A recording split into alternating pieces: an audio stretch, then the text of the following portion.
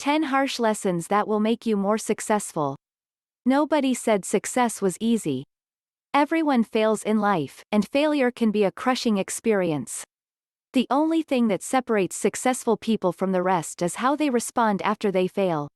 When facing obstacles, you have to decide if you're going to let them be the excuse for your failure or if you're going to make them the story behind your success. There is no failure. Only feedback. Robert Allen. When you adopt the right attitude, failure is a great teacher. Failure interrupts your routine and gives you an opportunity to explore new solutions, but only if you have the right attitude. Psychologist Albert Bandura conducted a study that showed just how great a role our attitudes play in the face of failure. In the study, two groups of people were asked to complete an identical management task. The first group was told that the purpose of the task was to measure their management abilities. The other group was told that the skills required to complete the task were improvable and that the task was merely an opportunity to practice and improve. The trick was that the researchers made the task so difficult that all participants were bound to fail, and fail they did. The first group, feeling like failures because their skills weren't up to snuff, made little or no improvement when they were given opportunities to repeat the task.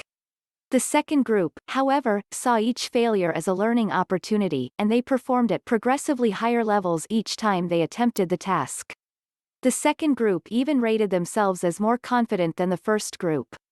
Just like the participants in Bandura's study, we can either view our failures as reflections of our abilities or as opportunities for growth. The next time you catch yourself wallowing in the self-pity that often accompanies failure, focus on what you can control, your attitude. Some of the best lessons in life are also the toughest to accept and to adopt the right attitude toward. These are the lessons that challenge your flexibility and willingness to learn. When we don't embrace them soon enough, the lessons we learn turn out to be harsh ones. The first step is always the hardest. When you want to achieve something important, that first step is inevitably going to be daunting, even frightening. When you dare to make that first move, anxiety and fear dissipate in the name of action. People that dive headfirst into taking that brutal first step aren't any stronger than the rest of us, they've simply learned that it yields great results. They know that the pain of getting started is inevitable and that procrastination only prolongs their suffering. Good things take time. Success, above all, requires time and effort. Author Malcolm Gladwell suggested that mastery of anything requires 10,000 hours of tireless focus. Many successful people would agree. Consider Henry Ford, whose first two automobile businesses failed before he started Ford at the age of 45, or author Harry Bernstein, who dedicated his entire life to writing before he finally landed a bestseller at the age of 96. When you finally do succeed, you realize that the journey was the best part of it. Being busy does not equal being productive. Look at everyone around you. They all seem so busy, running from meeting to meeting and firing off emails. Yet how many of them are really producing, really succeeding at a high level? Success doesn't come from movement and activity, it comes from focus, from ensuring that your time is used efficiently and productively. You get the same number of hours in the day as everyone else, so use yours wisely. After all, you're the product of your output, not your effort. Make certain your efforts are dedicated to tasks that get results. You will always have less control than you want. There are too many extenuating circumstances in life to control every outcome. You can, however, control how you react to things that are out of your control. Your reaction is what transforms a mistake into a learning experience and ensures that a victory doesn't send your ego through the roof. You can't win every battle, but with the right attitude, you can win the war. You're only as good as those you associate with. You should strive to surround yourself with people who inspire you, people who make you want to be better. And you probably do. But what about the people who drag you down? Why do you allow them to be part of your life? Anyone who makes you feel worthless, anxious or uninspired is wasting your time and, quite possibly, making you more like them. Life is too short to associate with people like this. Cut them loose.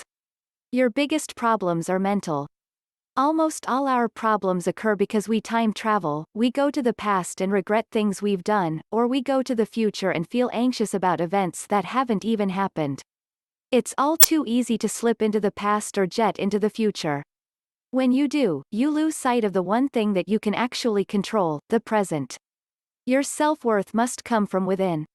When your sense of pleasure and satisfaction are derived from comparing yourself with others, you are no longer the master of your own destiny. When you feel good about something that you've done, don't allow anyone's opinions or accomplishments to take that away from you. While it's impossible to turn off your reactions to what others think of you, you don't have to compare yourself with others, and you can always take people's opinions with a grain of salt. That way, no matter what other people are thinking or doing, your self-worth comes from within. Regardless of what people think of you at any particular moment, one thing is certain: you're never as good or bad as they say you are. Not everyone will support you. In fact, most people won't. Some people will inundate you with negativity, passive aggression, anger or jealousy, but none of this matters, because, as Dr. Seuss said, those that matter don't mind, and those that mind don't matter. We can't possibly get support from everyone, and we definitely can't spend our time and energy trying to win over the people who don't support us.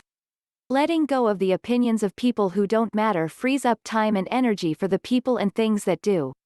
Perfection doesn't exist. Don't seek perfection as your target. It doesn't exist. Human beings, by our very nature, are fallible. When perfection is your goal, you're always left with a nagging sense of failure that makes you want to give up or reduce your effort. You end up spending your time lamenting what you failed to accomplish and what you should have done differently, instead of moving forward, excited about what you've achieved and what you'll accomplish in the future. Fear is the number one source of regret. When all is said and done, you will lament the chances you didn't take far more than you will your failures. Don't be afraid to take risks. I often hear people say, "What's the worst thing that can happen to you? Will it kill you?" Yet, death isn't the worst thing that can happen to you. The worst thing that can happen to you is allowing yourself to die inside while you're still alive. Bringing it all together. Successful people never stop learning. They learn from their mistakes and they learn from their triumphs, and they're always changing themselves for the better.